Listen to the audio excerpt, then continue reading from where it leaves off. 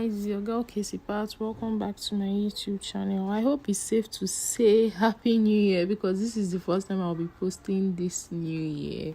I promise consistency this year for real because I thought I was going to meet up last year, but I was really choked up with work. Once again, welcome back to my YouTube channel, and in today's video I'll be showing you how to cut these two pieces outfits. Our concentration is going to be on the upper part and not necessarily the lower part, but then again, for the beginners on this channel, I would be showing you how I made this simple tutorial on the Palazzo trouser. Remember, like the caption stated or the heading you saw, this is not a crossover or a double a crossover kind of dress or blouse. This is just an open blouse.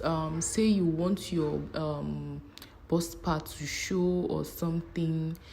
This is just a way that's the type of blouse you'll be cutting, so it's not a crossover kind of blouse. I'm emphasizing on this because I had a client who brought this style for me, and she complained that her tailor actually made a crossover kind of blouse, so it's not a crossover kind of blouse. Now let's dive right into the video. I am working with 3 yards of fabric, and this is like a chiffon fabric, and I'm using length 47 as the length of this trouser because I'll be folding at some point. The crotchlet I use is 14 inches because I'll be folding this trouser and adding elastic, so I'm not going to be attaching an extra waistband. I'm already including the waistband length in the crotch length, which is the reason I'm using 14 inches lengthwise, and I know this is going to fit perfectly, right? And I'll not be having extra joining on the sides of this trouser. It's going to only have an inseam joining because I just wanted to do this in the quickest way ever. If you're new or if you're a beginner to this channel, or if you're a beginner to fashion, I hope this helps. All you have to do is just to fold your fabric into 2 and add your crotch length and the length of the trouser that you would be needing. That crotch length will be able to cover for the crotchlets would cover for your elastic space. That's if you do not want to make provisions for adding extra waistband. So I'm just going to use the front piece that I cut to duplicate the back piece.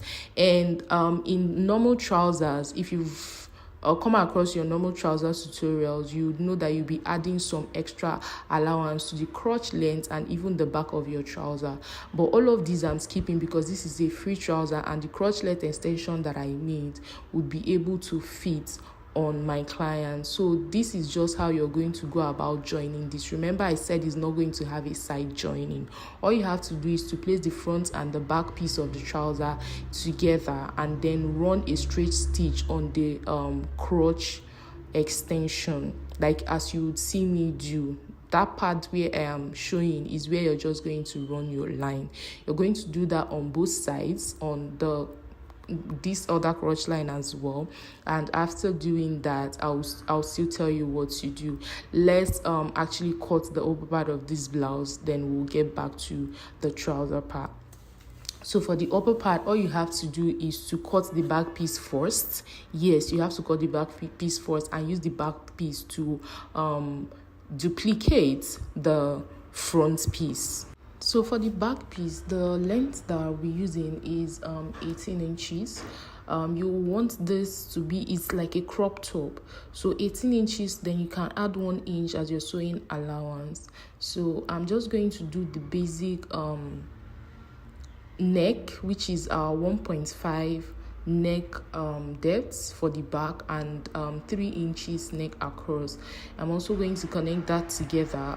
Sorry that you're not seeing my chalk, but I'll be explaining for everybody to clearly understand. Then the next thing I'll be doing is to mark my shoulder line as you would see me do, and then also my armhole line. So this is like just your basic bodies here, and after including that, the next thing you would want to do is to add your measurements, your bust plus your sewing allowance, your waist, and your sewing allowance. Now I'm just including a basic dart for the back part of this dress, and after that I'm also going to include the allowance for the dart and also the sewing allowance. So I'm just going to quickly cut this, and I'll be using that to duplicate the front piece of this dress, which is simple, by the way.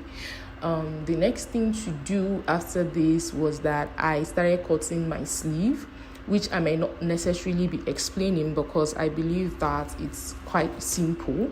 The length of the sleeve that I'm using is 27 inches because I'll be folding this. It's going to also have an elastic. So I also included some inches to the sleeve.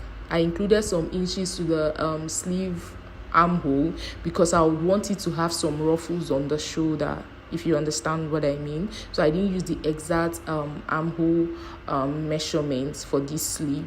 So I'm just going to cut this. If you have issues with cutting certain sleeves, or you have issues with your sleeve, professional way of cutting your sleeve, please do well to drop it in the comment section. I'll be making a tutorial with regards to that. Sorry for the noise in my environment. I am trying to even eliminate the noise, but it's just coming here and there. But I hope you're still able to understand what I'm doing at this point. And after cutting the sleeve, I'll still use this one piece to duplicate the other sleeve, and that's all for the sleeve. Then the next thing to do is to use my back piece. Why I decided to cut the sleeve first is because I love to cut my long sleeve when I'm trying to manage fabric, before cutting the other pieces, since the pieces of the main body is kind of small. So the next thing I did was trying to duplicate the back piece with the front piece. All you have to do is just to cut exactly what you have on the front piece, on the back piece to the front piece. Then after cutting that, I will show you how to slash that opening that you have on the front part of this dress, right? I hope that makes sense. So all you have to do at that point where that you can decide to include, you can decide not to include, depending on how fitted or how loose you want the blouse. But it's very okay to want to transfer the back dart that you have there to the front. So the next thing you're going to do is you've marked the neckline opening. All you have to do is just to slash that to the tip of this dress. Remember, if this was a crossover blouse, you'll be having some extension like for this opening, so that it will be able to lap on your bust area. But in this case, you're not going to do that. All you just have to do is to slash that opening on the front part, so that you'll be able to that your chest will be able to show, because there are clients who actually want their chest to show in their dresses. So it's clearly their choice. Do whatever they want you to do. This is just me duplicating the other side of the blouse, and after that, all we have to do is just to go to the sewing machine and do all our joinings, which I'll be doing real quick because this video is not even meant to take so much time. Also, let me note that you should make sure you mark the front and back pieces of your fabric, especially if it's kind of identical.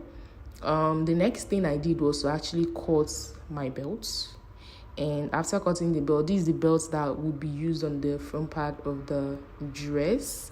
So after cutting my dress, I went over to the sewing machine to add all of these pieces together. Remember, for the top of this trouser, it would be having a lining. So make sure that while you're cutting the lining, I didn't show all of that in this video so that the video would not be clumsy. While you're cutting your lining, make sure it's actually shorter.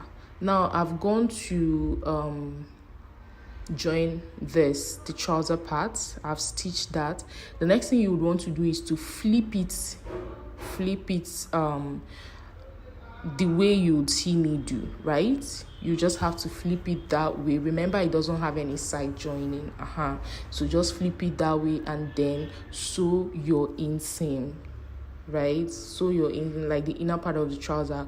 All you have to do is to sew that up, and go ahead, after sewing that up, go ahead to sew or hem the trouser, and as well as create the opening. That's a big band where you're going to insert your elastic. All of these things I'm trying to explain in this video. Just watch my hand movements and what I'm telling you to do, and you would understand exactly what you're meant to do.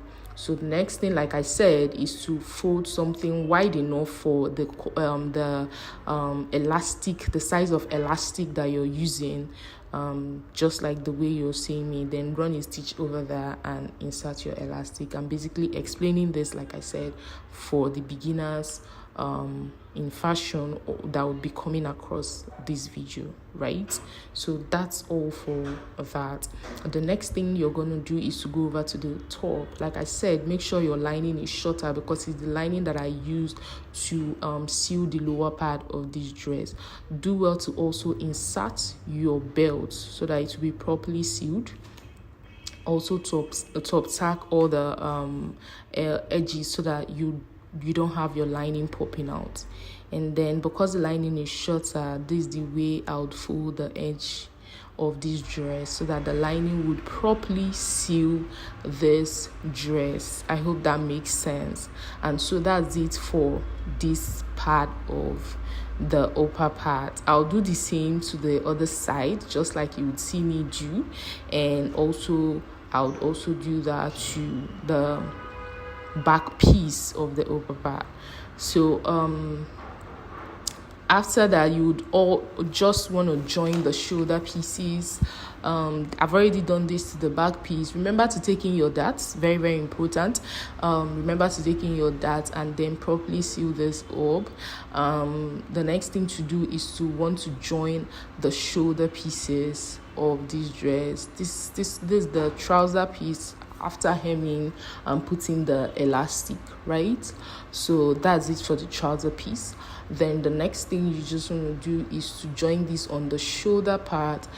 Put in your sleeves on this part of the dress, and then remember to put in the elastic. Like I noted, this sleeve is going to have elastic, and remember to put in the elastic. And all you have to do after that is just to join everything together. And I think that's all for this tutorial.